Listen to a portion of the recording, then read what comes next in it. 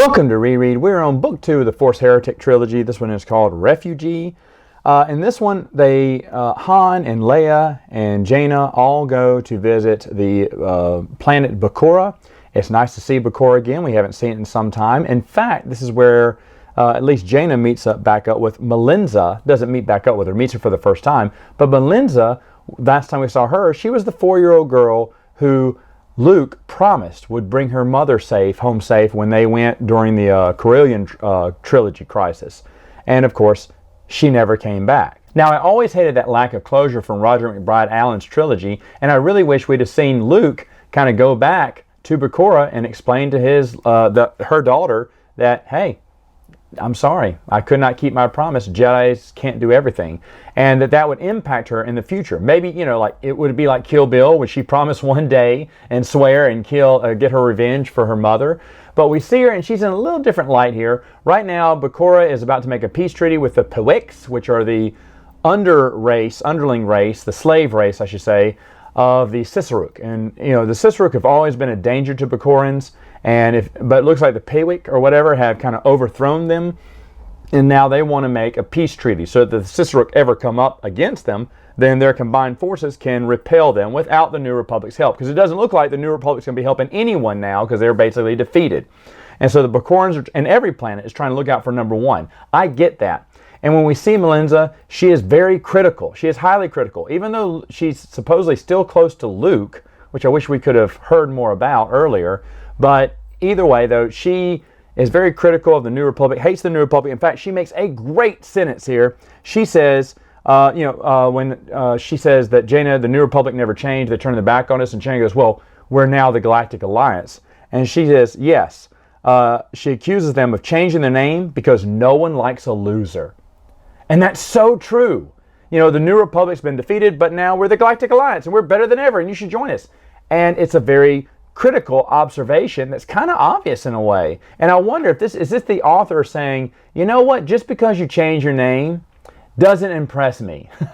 Because losers change their names and try to reinvent themselves. And that's exactly what the Galactic Alliance is doing here. They're trying to reinvent themselves, making them more open and welcome. It's going to be a different alliance. It's not going to be built off the old politics of the old, and of course we know that won't be true because the politics always get in the way, no matter how good your intentions are when you start a new government. But it was such a great statement, and the big swing and miss of this entire book is that Luke didn't go back to Bakura. It should have been Luke. I don't know. Maybe Luke's checking for Bakura. Maybe they had a sighting of he's looking for Simona Sakat, and maybe that this was a stop by to see that, hey, maybe we saw there was a sighting here. Either way, Luke should have been the one in Bakura dealing with all this because he's the one who has a past with Melinza and everyone, Gariel Capstan and everyone there, more than Leia and Han. And the whole time I thought, wow, it's a great thing to see Bakura back in the mix and how things are going with them, but such a missed opportunity that Luke should have been the one in this adventure. There's also another really good part where Dany is having a debate about the Jedi with Jason, and Jason goes, we're not about war. We hate war. She went, if you hate war so much, why do you all carry swords? And it's a great point there. And I think that's the author trying to poke holes into this whole Jedi are for peace. Oh, but they all carry lightsabers. Why? They need peace with is it democracy with a blaster and stuff like that? I don't know. But either way, it's another good point that Jason, I don't recall how I didn't write down how the conversation ended, but I think they got distracted and they had to go off. But it was a good point there. And again, the authors make some keen insights into what we think is normal, like the Galactic Alliance. What a noble new name. What a noble new effort. Yeah, but that's because the New Republic's just nothing but washed up losers and no one would join them, which they're correct. Oh, the Jedi are about peace. We're about peace. We love and peace. Oh, yeah, then why do they carry swords?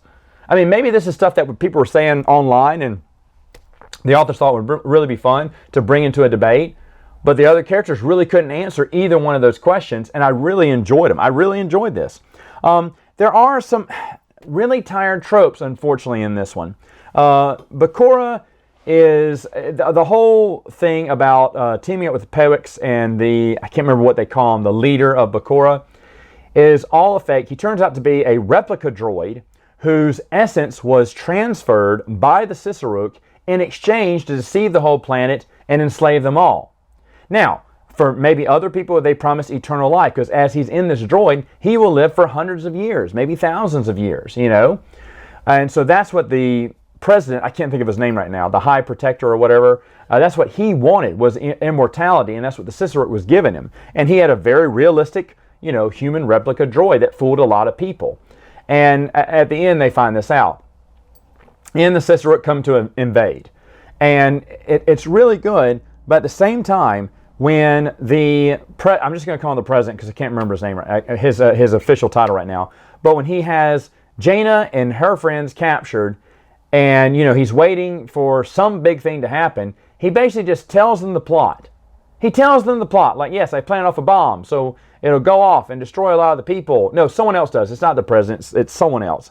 It's not the point. It doesn't matter who it was. It was they were going to set up Jaina and Melinza and blame them, or you know, put the fall on them. Like, Jaina was the one who was a enraged Jedi because Bakura was leaving the Republic. She couldn't, you know, she was jealous and didn't want them to leave, so she blew up the leaders.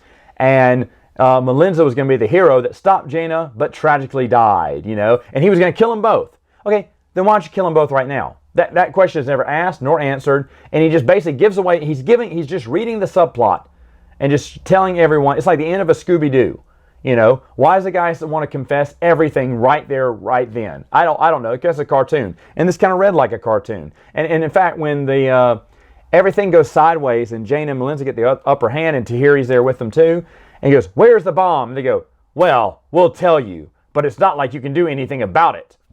Why would you tell them? They're Jedi. Why would you even bother to give them a chance to defeat the... Because they do. Tahiri saves... a lot of people die, but she saves a lot of people too with her heroics to stop the bomb. She kind of shields it. But why would he tell them? I mean, these are tired tropes. Like, "You'll never do it in time. I'll tell you. Ah, ha, ha, ha, ha." Okay, that was stupid. And I really didn't like that. One thing I did like, though, Leia's lightsaber is red. It's and then we had heard this. It's the one that Luke had given her a long time ago. I think it was Black Fleet Crisis. I can't remember right now. But we were told that she's carrying that same lightsaber, but they never said the color. No one bothered to ask what the color was, and these guys did, or maybe they knew, and it's a red lightsaber, which I thought was really nice, seeing Leia with the red lightsaber. Because whenever I see her fighting, I don't see her, and I don't think the covers, when she is depicted with a lightsaber, that's later on in the series maybe, but I don't think they've depicted her with a red lightsaber before, which would be really cool, but her lightsaber's red in this one. Tahiri is going through an identity crisis with Rena, her Vong alter ego that she was programmed with, and it's supposed to be interesting, and it's not, and it takes up it eats a lot of pages here, and it's not very interesting at all. And I think the Rhine, who have this Rhine network, they're the new style Bothans, I guess, and they're telling, I think it's Jaina, everything that's going on with Tahiri right now. Like, her two personalities are fighting. She must come to peace with them, or it'll forever destroy her personality or what. How do you know? And they're going, "We've heard on information." No, you're just giving dialogue to the reader so that they'll further understand Tahiri, because you're too lazy to figure out a proper way to explain it yourself. I mean, why would they even know about this? Why would they even care about this? It doesn't make any sense, but they're just, you know, just giving dialogue. And I really hate that, because the ending to this is really good. It's really good. The attack, when we find out the Sisaruk are behind everything, that the leader Bakura made a deal with them a long time ago. This is all good stuff. The ending is strong. It ends strong. It begins strong and ends strong. And ooh, is there some sludge in the middle? A lot of sludge in the middle. And it's so disappointing, because I remember having good memories of this series. And I was like, yeah, that's because I remember the beginning and the end. And I forgot how boring the middle was. It's really a slog to go through. But in the end, it gets even better when the president escapes, and he goes, Bakura, leader Bakura escapes and goes to the Sisaruk and says, "You know, we still had a deal. You know, you're going to keep updating my body and whatnot." And the Bakurans go, "No, why would we help you? And, you know, you're the one that wanted to stink." You know, I can't remember what it was, but the Sisaruk says something that is out of character. And the leader goes, wait, what? Why did you say we, or came from the outside? What do you mean, stinking replica droid? And I remember this so clearly. the Sisera touches their nose, and out comes, it's an Ooglis Masker, and it's a Vong. Now, how does a Vong turn into a dinosaur? I don't know. The Ooglis Masker is kind of like Clayface from Batman. I figure it can take lots of shapes and sizes. And but anyway, it just shows that the Vong have infiltrated the Sisera and higher ups too. And in a way, I believe the Sisera eventually go extinct. I don't think they say that now in the series. In fact, I can't wait to get to some of the source books for New Jedi Order, because I seem to remember reading somewhere that they were eliminated later on. I could be wrong about this. I'm definitely interested in seeing. But the Vong have already infiltrated the Sisera. We know what they've done already oh my goodness, I've already forgotten their names from the Black Fleet Crisis. They've wiped out one whole civilization already, Yavithian.